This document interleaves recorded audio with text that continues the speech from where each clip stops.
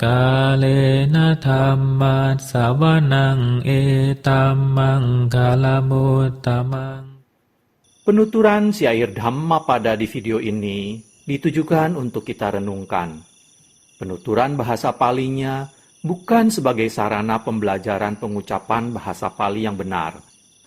Penutur memohon maaf atas kesalahan yang terjadi, baik dalam pengucapan maupun dalam pelantunan bahasa Pali dari bait-bait Dhammapada ini. Untuk syair Palinya, penutur memilih membacakan dari hard copy kitab Pustaka Dhammapada Pali Indonesia yang diterbitkan oleh Sangga Theravada Indonesia. Untuk terjemahan bahasa Indonesia dan kisah latar belakangnya, penutur memilih membacakannya dari sumber web samakkhipala.or.id di bagian Dhammapada. Semoga syair Pali Dhammapada beserta arti dan kisah latar belakangnya ini dapat kita renungkan sehingga membawa manfaat kebijaksanaan bagi kita semua. Semoga semua makhluk berbahagia.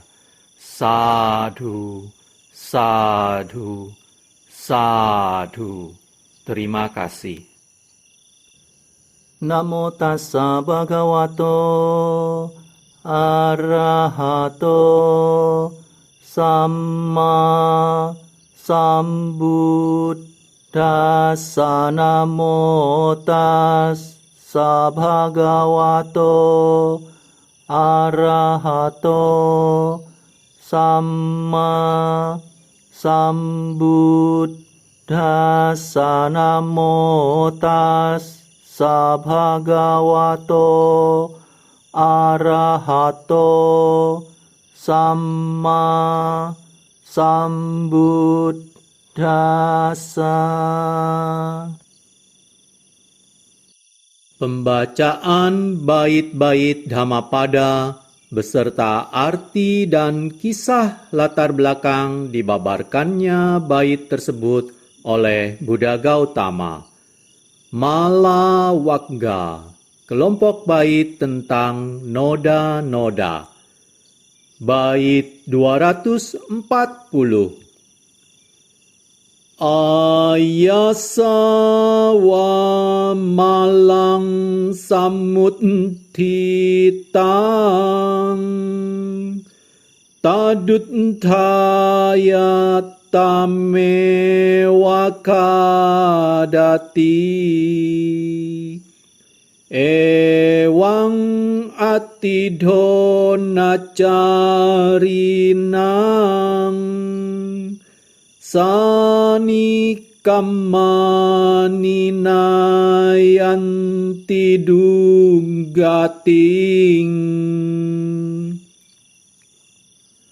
Bait 240 artinya, bagaikan karat yang timbul dari besi, bila telah timbul akan menghancurkan besi itu sendiri.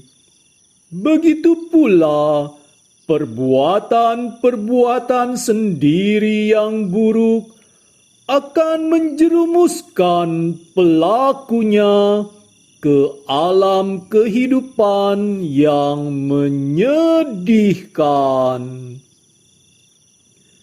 Kisah latar belakang dibabarkannya bait 240 Mala Wagga oleh Buddha Gautama. Kisah Tissa Thera. Suatu saat, seorang Thera bernama Tissa tinggal di Sawathenti. Pada suatu hari, ia menerima seperangkat jubah yang bagus dan merasa sangat senang.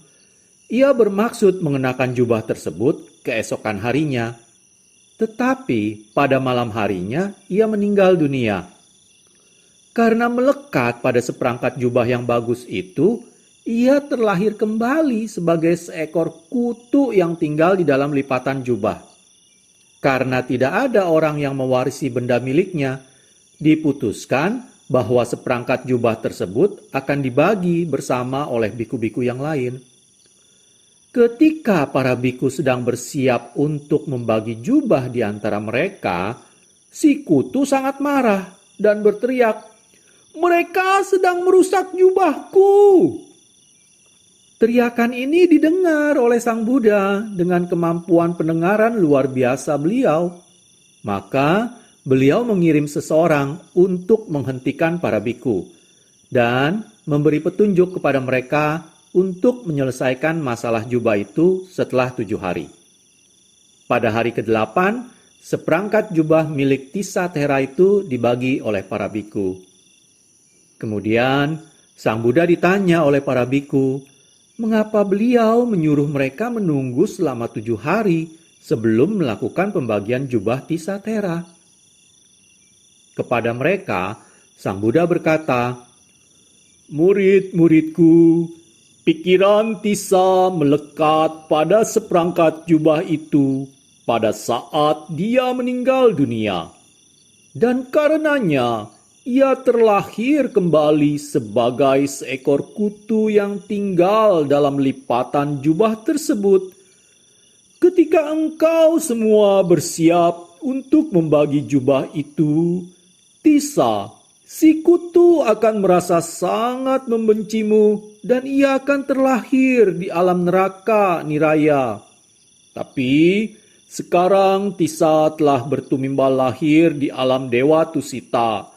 Dan sebab itu, aku memperbolehkan engkau mengambil jubah tersebut. Sebenarnya, para biku, kemelekatan sangatlah berbahaya, seperti karat merusak besi di mana ia terbentuk. Begitu pula, kemelekatan menghancurkan seseorang dan mengirimnya ke alam neraka niraya. Seorang biku sebaiknya tidak terlalu menuruti kehendak atau melekat dalam pemakaian 4 kebutuhan pokok.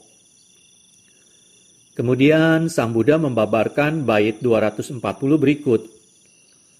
Bagaikan karat yang timbul dari besi, bila telah timbul akan menghancurkan besi itu sendiri.